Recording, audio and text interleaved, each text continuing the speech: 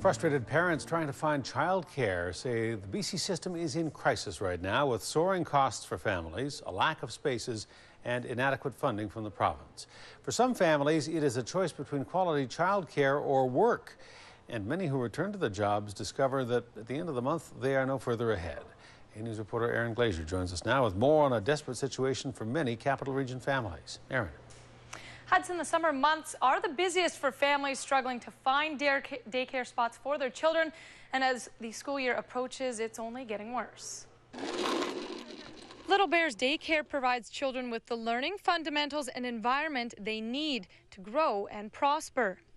The first 5 years of a child's life is so developmentally important. They're like sponges. They just take everything in, and if you can expose them to as much as you can in that age group and give them the opportunity to be in a facility that allows that, it's very important for them. But for many parents, finding a spot, particularly for infants, and figuring out how to pay for it has become a crisis.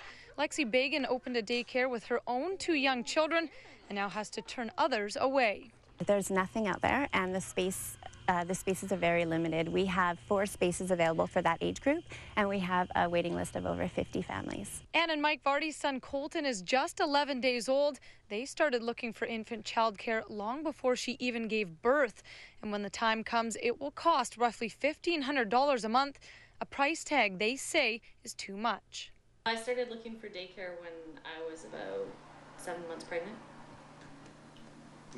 Yeah, we started making calls. And we're not making a killing either, so it's not like, you know, I mean, like I said, 2/3 of my income will be gone. While families struggle to deal with the financial burden, opposition leaders like Rob Fleming say the situation is only getting worse, and it's time for the government to step up. The fact of the matter is that Canada is the worst, either 19th or 20th, dead last of all the industrialized Western countries in the world for the supports it gives to young children before their school age. And BC is one of the worst of the 10 provinces in terms of resources being put towards early childhood education. We're not dealing with paperwork, we're dealing with kids, right? So what are you going to say? Well, sorry, your kid has to just... So that's the hardest thing, because you're dealing with children. You're looking at them, you're realizing you're punishing the child. The parents, if they're working minimum wage jobs, they might get subsidy, but they don't have enough. The BC government spent close to $300 million on subsidized childcare last year.